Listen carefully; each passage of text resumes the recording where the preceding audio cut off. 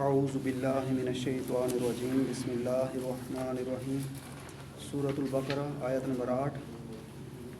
وَمِنَ النَّاسِ مَن يَقُولُ آمَنَّا بِاللَّهِ وَبِالْيَوْمِ الْآخِرِ وَمَا هُمْ بِمُؤْمِنِينَ اور من سے الناس انسان لوگ من جو یقول کہتے ہیں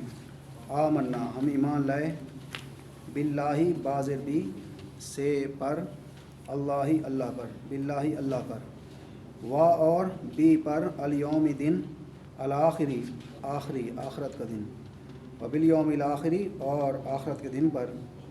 وا اور ما نہیں ہم وہ سب بمؤمنین ایمان لانے والے وما ہم بمؤمنین حالانکہ وہ ایمان نہیں رکھتے۔ اللہ پاک فرماتے ہیں بعض لوگ ایسے ہیں جو کہتے ہیں کہ ہم اللہ پر بھی اور آخرت کے دن پر بھی ایمان رکھتے ہیں وما ہم بمؤمنین حالانکہ وہ ایمان نہیں رکھتے، یعنی وہ اپنے اس دعوے میں جھوٹے ہیں کہ وہ ایمان نہیں رکھتے۔ وجہ کیا ہے؟ وہ سچے دل سے ایمان نہیں لائے، وہ صرف اس وجہ سے انہوں نے کلمہ پڑھ لیا کہ ابھی تو کیونکہ مسلمانوں کو فتح ہو رہی ہے تو ابھی مسلمان طاقت میں آ رہے ہیں اس لیے اسلام قبول کر لو، بعد میں دیکھیں گے کیا بنتا ہے۔ جیسے عبداللہ ابن ابی منافقین میں سے تھا تو دل سے ایمان نہیں لایا، تو فرمایا وا اور الذین وہ لوگ جو لوگ ان لوگوں کو جو آمنو ایمان لائے والذین آمنو اور جو لوگ ایمان لائے، فرمایا یخادعون وہ دھوکہ دیتے ہیں، یخادعون وہ دھوکہ دیتے ہیں اللہ اللہ کو،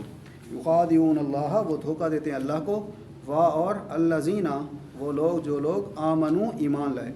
وہ اللہ کو دھوکہ دیتے ہیں اور ایمان والوں کو دھوکہ دینے کی کوشش کر رہے ہیں، وہ دھوکہ دیتے ہیں اللہ کو اور ایمان والوں کو، وا اور ما نہیں یخدعون دھوکہ دیتے ہیں، وہ دھوکہ دیتے ہیں الا مگر انفسا اپنے نفسوں کو، اپنی جانوں کو، اپنوں آپ ہم اپنے آپ کو، ان الا انفسہم مگر اپنے آپ کو ہی، یعنی وہ دھوکہ دیتے ہیں، وا اور ما نہیں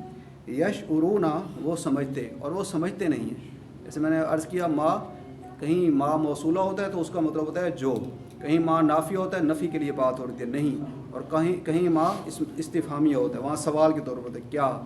وہاں پر سوال کے لیے آ رہا ہوتا ہے، تو ما کے 3 طرح کے ترجمے ہوتے ہیں۔ یشعرون وہ سمجھتے ہیں، وما یشعرون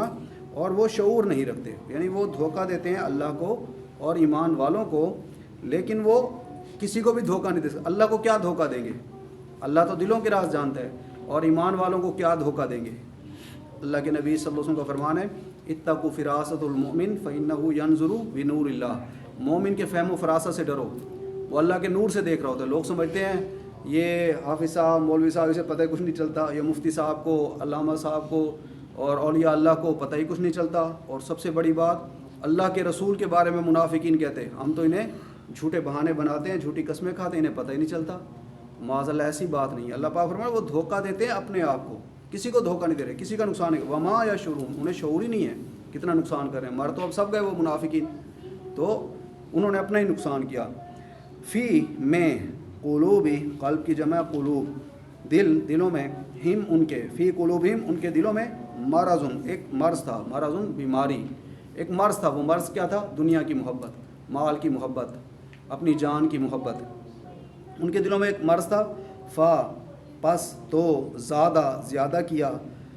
ہم ان کو، فزادہم پس زیادہ کی ان کی اللہ نے مرضن بیماری،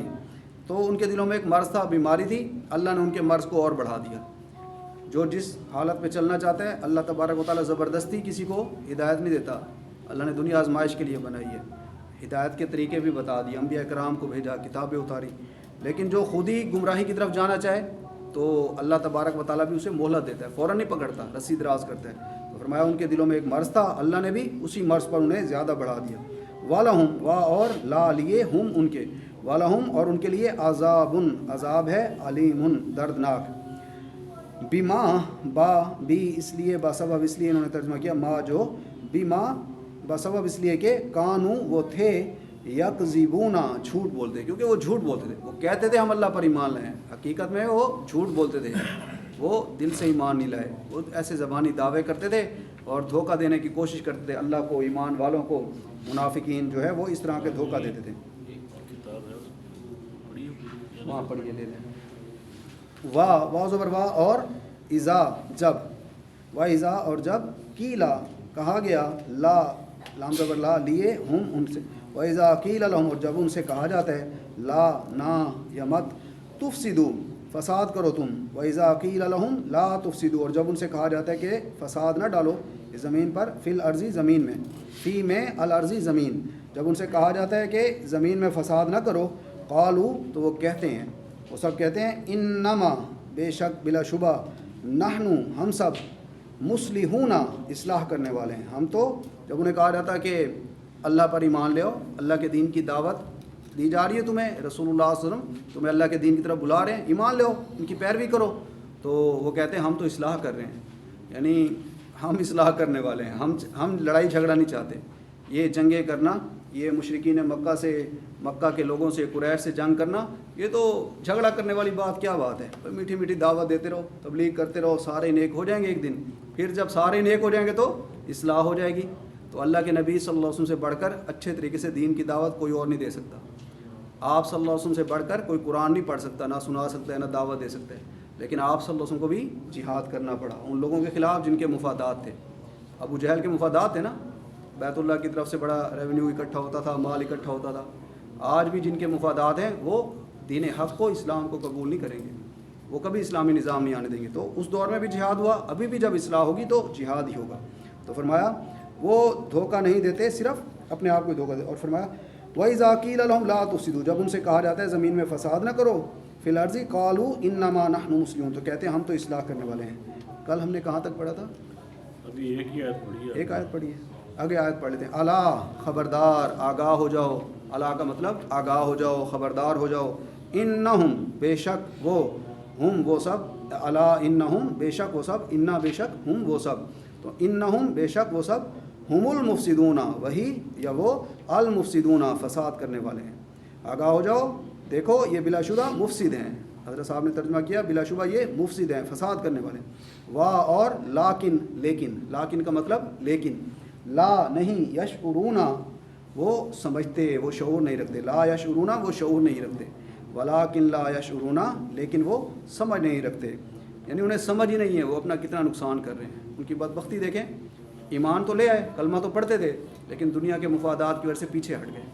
اسلام قبول بھی کیا، رسول اللہ صلی اللہ علیہ وسلم کا زمانہ بھی نصیب ہوا۔ آج کئی نعت خواہ کہتے ہیں نا، کاش میں دورے